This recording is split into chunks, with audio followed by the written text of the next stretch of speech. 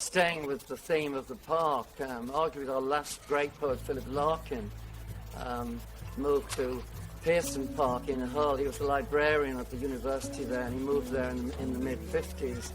And from the high windows of his flat in Pearson Park, he was able to see trees in all their various seasonal changes.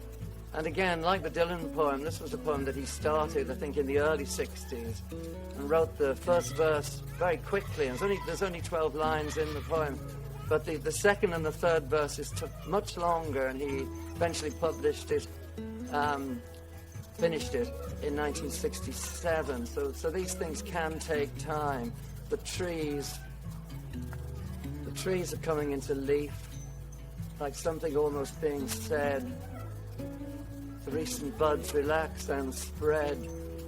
Their greenness is a kind of grief.